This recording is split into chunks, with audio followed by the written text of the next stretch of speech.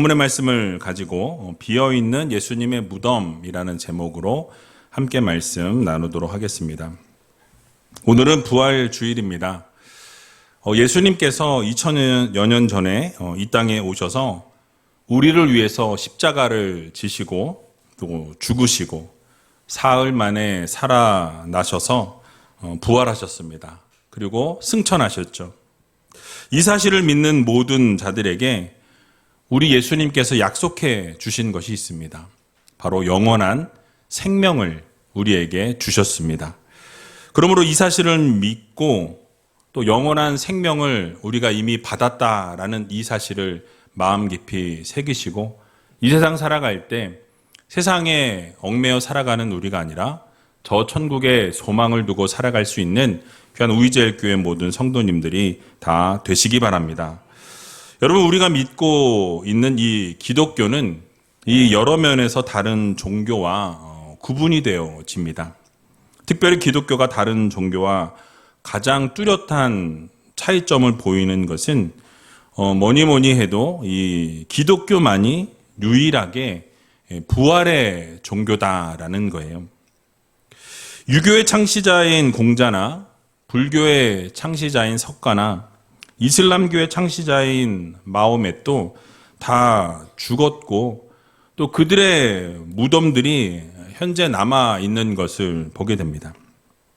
자, 그러나 기독교의 창시자이신 예수님께서는 비록 여타의 종교 창시자들과 마찬가지로 죽으셨지만 그 죽음에서 멈추지 아니하시고 3일 만에 살아나셨습니다. 무덤이 없다라는 거예요. 아니, 더 엄격하게 말씀을 드리면 시신이 없는 빈 무덤만 존재할 뿐이다라는 것이죠. 여러분, 이것이 기독교가 타 종교와 구분되어지는 결정적인 차이라는 거예요. 주님께서는 부활하셔서 그의 무덤은 비어있다라는 사실이에요. 여러분, 그렇습니다. 기독교는 죽음의 종교가 아니고 이 무덤의 종교가 아니고 기독교는 생명의 종교입니다. 부활의 종교라는 것을 믿으시기 바랍니다. 우리가 믿는 예수님께서는 무덤에 계시지 않는다라는 거예요. 우리가 믿는 예수님께서는 무덤 문을 열고 나오셔서 영원한 생명으로 옮기시고 승리하신 하나님. 죽음의 죽음 가운데서 눌려 계셨던 것이 아니라 죽음을 이기시고 부활하신 승리하신 주님이심을 여러분 모두 믿으시기 바랍니다. 그래서 오늘 본문이 바로 이러한 주님의 부활을 증거하고 있다라는 것이죠. 예수님께서 인류의 죄를 지시고 십자가에 달려 죽으신 이후에 사흘째 되던 날에, 그러니까 안식일 다음 날이었습니다. 평소 예수님을 존경하고 따랐던 세 여인이 예수님의 시체에 향유라도 발라드리기 위해서 간절한 심정으로 새벽 미명부터 예수님의 무덤을 향해 나아가는 것을 우리는 보게 됩니다. 자, 그런데 가면서 그들에게 걱정이 하나 있었어요. 어떤 걱정이 있었냐면 이 무덤 앞에 큰 돌이 지금 놓여져 있는데 과연 그 돌을 치워줄 수 있는 사람이 누구일까? 이것을 어떻게 치우고 예수님께 이 향유를 발라드릴 수 있을까라는 고민을 가지고 나아갔다라는 것이죠. 또 한 가지는 이 무덤은 현재 봉인이 되어 있었습니다. 그랬기 때문에 빌라도의 허락이 없이는 이 봉인을 해제할 수 없다라는 것이죠. 열 수 없었기 때문에 이것을 도대체 어떻게 열 수 있을까를 고민하면서 무덤을 향해 나아갔다라고 오늘 성경은 말씀합니다. 그래서 오늘 본문 3절에 보니까 서로 말하되 누가 우리를 위하여 무덤 문에서 돌을 굴려주리요 하더니 라고 말씀하죠. 자, 그런데 여러분, 놀라운 일이 일어나게 됩니다. 무덤에 도착해서 보니까 어떻게 되어 있었습니까? 무덤의 돌이 이미 굴려져 있었다라고 성경은 말씀합니다. 그러니까 무덤 문은 이미 열려 있었고 그 무덤을 지키고 있었던 로마 군병들이 한 사람도 보이지 않았다라는 거예요. 온데간데 없었다라고 성경은 말씀합니다. 그리고 무덤 안으로 들어갔더니 예수님의 시신이 없었다라고 말씀하고 있어요. 누가 있었습니까? 한 청년이 있었다라고 이렇게 말씀하는 것을 보게 됩니다. 오늘 본문 6절에서 8절 말씀 같이 한번 읽어보도록 하겠습니다. 청년이 이르되 놀라지 말라. 너희가 십자가에 못 박히신 나사렛 예수를 찾는구나. 그가 살아나셨고 여기 계시지 아니하니라. 보라, 그를 두었던 곳이니라. 가서 그의 제자들과 베드로에게 이르기를 예수께서 너희보다 먼저 갈릴리로 가시나니 전에 너희에게 말씀하신 대로 너희가 거기서 배우리라 하라 하는지라. 여자들이 심히 놀라 떨며 나와 무덤에서 도망하고 무서워하여 아무에게 아무 말도 하지 못하더라. 아멘. 자, 여러분, 여기서 한 청년은 누구냐면 바로 천사를 말씀하고 있습니다. 그 천사가 예수님께서 살아나셨고 이 자리에 이제 계시지 않는다라고 이렇게 증언하고 있습니다. 그래서 예수님께서 장사되셨던 그 무덤은 이제 빈 무덤이 되었다라고 이렇게 말씀하죠. 여러분, 말씀하신 그대로 주님께서는 부활하셨고 이제 승천하시기 이전에 예수님의 부활의 소식을 알리기 위해서 제자들을 만나시는 것을 보게 됩니다. 제자들을 만나셔서 위로해 주시고 자신의 부활을 보여주시고 말씀해 주시고 승천하실 준비들을 하시는 것을 우리는 성경을 통해서 보게 됩니다. 여러분, 예수님께서 생전에 살아 계실 때에 제자들과 함께 하실 때 제자들에게 뭐라고 말씀해 주셨습니까? 요한복음 11장 25절에서 26절에 보니까 이렇게 말씀합니다. 같이 한번 읽어보겠습니다. 예수께서 가라사대 나는 부활이요 생명이니 나를 믿는 자는 죽어도 살겠고 무릇 살아서 나를 믿는 자는 영원히 죽지 아니하리니 이것을 내가 믿느냐. 아멘. 여러분, 믿으십니까? 예, 우리는 이 사실을 믿어야 된다라는 거예요. 우리 주님께서 살아나실 때에 말씀하신 그대로 주님께서는 살아나셨습니다. 그러니까 계셨던 무덤은 빈 무덤이 되었다라는 거예요. 오늘을 살아가는 우리들에게도 동일하게 이 말씀은 적용되어지는 것입니다. 주님을 믿는 자는 죽어도 살겠고 무릇 살아서 주 예수 그리스도를 믿는 자는 영원히 죽지 않는다라는 이 사실을 여러분 모두 믿으시기 바랍니다. 그래서 여러분 이 사실을 믿으시고 부활의 주님을 나의 구원자로 나의 구세주로 믿으면 하나님께서 우리에게 영원한 생명을 약속해 주셨다라는 이 사실을 여러분 마음 가운데 새기시고 날마다 주님만 나의 구세주로 믿고 부활의 소망을 가지고 살아갈 수 있는 주님의 귀한 자녀들 다 되시기 바랍니다. 자, 그렇다면 오늘 부활주일을 맞이하여서 우리에게 허락해 주시는 교훈이 무엇인지 같이 짧게 말씀을 들어보도록 하겠습니다. 먼저 예수님의 빈 무덤은 이 기독교의 출발 신호가 되어진다라는 말씀이에요. 여러분, 앞에서 말씀드린 것처럼 기독교는 그리스도의 부활에서부터 출발한다라는 거예요. 예수님의 부활이 없으면 기독교는 아무것도 아니라는 거죠. 기독교는 예수님의 부활에서부터 모든 것이 시작되어지고 모든 것이 출발하게 되어집니다. 그래서 그리스도의 부활은 기독교 신앙의 초석이라는 거예요. 만약 그리스도의 부활이 없다면 기독교는 존재할 수 없습니다. 기독교를 부활의 종교라고 하는 이유도 바로 여기 있다라는 거예요. 분명히 예수님께서 생전에 제자들에게 자신이 부활하실 것, 고난을 당하시고 죽음을 당하시겠지만 결국 살아나실 것이라는 것을 제자들에게 말씀해 주셨습니다. 그런데 말씀하신 그대로 예수님께서는 전 인류의 죄를 담당하시고 십자가에 죽으시고 사흘 만에 3일 만에 살아나셨다라는 거예요.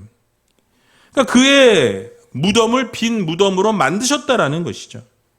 여러분, 만약에 이 세 여인이 무덤에서 예수님의 시신을 찾았지만 어떻게 되었습니까? 그 시신을 찾지 못했다라고 말씀하죠. 만약에 이 여인들이 그 무덤에 가서 예수님께 향품을 바르려고 했을 때 예수님이 그곳에 계셨다라고 한다면 여러분, 그 여인들은 향유를 발라드릴 수 있었겠지만은 기독교는 결단코 탄생할 수 없었다라는 거예요. 그러나 주님께서는 당신의 말씀하신 그대로 부활을 이루셨다라는 것입니다. 우리 예수님께서는 부활이요 생명이라고 말씀하셨어요. 그 말씀 그대로 우리 주님께서는 부활이시고 생명이시라는 이 사실을 여러분 모두 믿으시기 바랍니다. 그분은 결코 무덤에 갇힐 수 없으신 분이에요. 그분은 본질적으로 죽으실 수 없는 분이셨습니다. 여러분, 그분이 죽었다는 것 그 자체가 사실 기적이라는 거예요. 왜냐하면 주님은 참 신이시고 참 하나님이시기 때문에 죽으실 수 없는 분이셨다라는 거예요. 그러나 예수님께서는 우리의 죄값을 어떻게 하셨어요? 대신 지시고 십자가에 달려 죽으시기 위해 이 땅 가운데 오셨다라고 성경은 말씀합니다. 그리고 그 죄값을 무덤 속에서 저당물로 잡히시고 그렇게 이 무덤 가운데 갇혀 있으셨다라는 거예요. 그리고 이제 그 죄값을 다 치르신 이후에 무덤의 문을 열고 부활하신 것입니다. 여러분, 만약 예수님의 부활이 없고 예수님이 다시 살아나지 못하셨다라고 한다면 우리가 전하는 이 복음이 헛것이라고 성경은 말씀합니다. 또 우리의 믿음도 헛것이라고 사도 바울은 말씀하고 있어요. 그러니까 죽음에서 부활하셨다라는 이 사실을 우리는 어떻게 해야 되겠습니까? 믿어야 된다라는 거예요. 이 부활의 소식을 증거하며 살아가는 하나님의 귀한 자녀들이 되어야 한다라고 성경은 말씀합니다. 그러므로 예수님의 부활의 이 기쁜 소식을 날마다 증거하시고 주변에 전하시고 그 부활의 기쁨을 우리가 만끽하고 누리고 또 그 예수님의 부활을 믿음으로 우리가 영원한 생명 얻을 수 있는 귀한 우리제일교회 모든 성도님들이 다 되시길 주님의 이름으로 간절히 축원드립니다.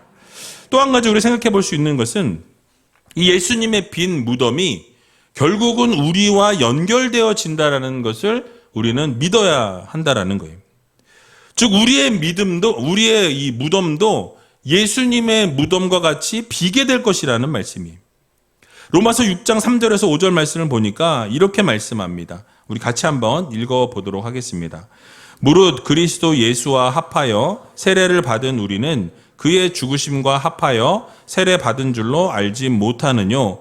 그러므로 우리가 그의 죽으심과 합하여 세례를 받음으로 그와 함께 장사되었나니 이는 아버지의 영광으로 말미암아 그리스도를 죽은 자 가운데서 살리심과 같이 우리로 또한 새 생명 가운데서 행하게 하려 함이니라.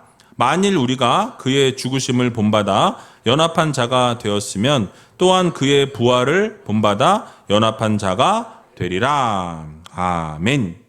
자, 여러분, 결국 무엇을 강조하고 있습니까? 긴 3절의 말씀이었지만 우리가 세례를 받았기 때문에 예수님과 연합되어졌다라고 말씀합니다. 그래서 우리가 예수님과 연합이 되어졌기 때문에 예수님의 죽으심은 곧 우리의 죽음과 연결되어진다라고 말씀하고 있어요. 그러니까 예수님께서 십자가에 달려 죽으실 때 우리도 같이 함께 예수님과 십자가에 못 박혔다라는 말씀이에요. 또 예수님께서 죽음에 머물지 않으시고 부활하신 것과 동일하게 우리도 함께 주님과 부활하게 될 것을 우리들에게 말씀해 주고 있는 것입니다. 그래서 바울은 고린도전서 15장 20절에 보게 되니까 이렇게 말씀하고 있어요. 같이 한번 읽어보겠습니다. 그러나 이제 그리스도께서 죽은 자 가운데서 다시 살아 잠자는 자들의 첫 열매가 되셨도다. 아멘. 그러니까 주님께서 죽은 자 가운데서 살아나셨다라고 말씀하면서 첫 번째 부활이라고 첫 열매가 되셨다라고 말씀하고 있는 것이죠. 여러분, 첫 번째 열매라는 말씀은 그 이후에 두 번째 열매, 세 번째 열매가 맺혀지게 된다라는 말씀이에요. 즉 예수 그리스도 안에 있는 모든 하나님의 자녀들이 이제 예수 그리스도처럼 우리도 부활하게 될 것이라는 것을 우리들에게 강조해 주고 있는 것입니다. 그러므로 우리의 무덤은 빈 무덤이 되어질 것이라는 사실을 여러분 모두 믿으시기 바랍니다. 우리에게 한 가지 소원이 있다면 주님께서 속히 오셔서 우리가 죽음을 보지 아니하고 죽지 아니하고 영생에 들어가는 거예요. 그러나 우리가 만약에 주님께서 오시기 전에 죽음을 맞이한다 해도 여러분 우리가 두려워하거나 절망하거나 낙심할 필요가 없다라는 거예요. 왜냐하면 우리에게는 다시 살게 되어지는 소망이 우리에게 주어졌다라는 거예요. 그래서 우리의 무덤은 잠든 육체가 잠시 쉬는 안식처고 부활을 기다리는 대기소이다라는 사실이죠. 우리 주님께서 죽음을 이기시고 부활하신 것처럼 우리도 죽음을 이기고 부활하게 될 것을 여러분 모두 믿으시고 정말 승리하신 주님과 같이 언제나 부활 소망 가지고 이 세상 승리하며 살아갈 수 있는 저와 여러분들이 다 되시길 주님의 이름으로 간절히 축원드립니다. 마지막으로 한 가지만 더 살펴보고 말씀을 마치겠습니다. 우리 앞에 무덤을 바라보지 말고 이 무덤 너머의 소망을 바라보는 성도가 되어야 한다라는 말씀이에요. 여러분, 부활하신 예수님께서는 지금 하나님과 함께 보좌 우편에 앉아 계신다라고 성경은 말씀합니다. 그러므로 우리 모두는 이 땅에 소망을 두고 살아가는 우리가 아니라 하늘의 소망을 두고 하나님께 소망을 두고 살아가는 믿음의 성도들이 되어야 한다는 거예요. 그래서 베드로 사도는 베드로전서 1장 3절에서 4절에 이렇게 강조하는 것을 보게 되죠. 우리 같이 한번 읽어보도록 하겠습니다. 찬송하리로다 우리 주 예수 그리스도의 아버지 하나님이 그 많으신 긍휼대로 예수 그리스도의 죽은 자 가운데서 부활하심으로 말미암아 우리를 거듭나게 하사 산 소망이 있게 하시며 썩지 않고 더럽지 않고 쇠하지 아니하는 기업을 있게 하시나니 곧 너희를 위하여 하늘에 간직하신 것이라. 아멘. 여러분, 성도는 썩어질 것을 바라보는 자들이 아니라고 말씀합니다. 무너질 것에 소망을 두는 자들이 아니라고 말씀하고 있어요. 오직 썩지 아니하고 더럽지 아니하고 쇠하지 아니하는 하늘의 소망을 둔 자라고 성경이 명확하게 말씀하는 것을 우리는 보게 됩니다. 그러니까 여러분, 우리가 이 땅 가운데 소망을 두고 살아가는 자들이 아니라 저 천국의 소망을 두고 저 하늘나라의 소망을 두고 살아가는 믿음의 성도들이 되어야 할 것입니다. 여러분, 이 땅의 것은 어떻습니까? 부패하고 썩어지게 된다라는 거예요. 결국 그것을 붙들고 살아가게 되면 망하는 날이 있게 될 수밖에 없는 것이죠. 그러나 우리가 우리의 소망을 하늘에 두게 되면 썩지 아니하고 부패하지 아니하고 하나님께서 언제나 함께 하시는 하늘의 소망을 두고 살아가는 믿음의 성도들이 되어야 한다라고 우리들에게 말씀해 주고 있습니다. 여러분, 스데반 집사가 이 마지막에 죽음을, 최후의 죽음을 맞이할 때에 이 죽으면서도 자신에게 돌을 던지는 자들을 용서하는 장면을 우리가 보게 됩니다. 용서하면서 마지막 생애를 마지막으로 주님께 자신의 영혼을 맡긴다라고 이야기하면서 잔이라라고 이렇게 성경은 표현합니다. 마지막에 성령이 충만하여서 하늘을 우러러 바라보고 하늘의 소망을 품고 하나님 앞으로 나아갔다라고 성경은 말씀하고 있는 거예요. 여러분, 이런 스데반 집사의 모습처럼 우리도 이 세상 가운데 소망을 두고 살아가는 것이 아니라 저 하늘의 소망을 두고 하나님께 모든 소망을 맡기고 이 세상 가운데 살아가는, 이 세상을 바라보며 살아가는 우리가 아니라 저 천국 바라보며 살아갈 수 있는, 부활의 소망을 꿈꾸며 살아갈 수 있는 저와 여러분들이 다 되시길 주님의 이름으로 간절히 축원드립니다.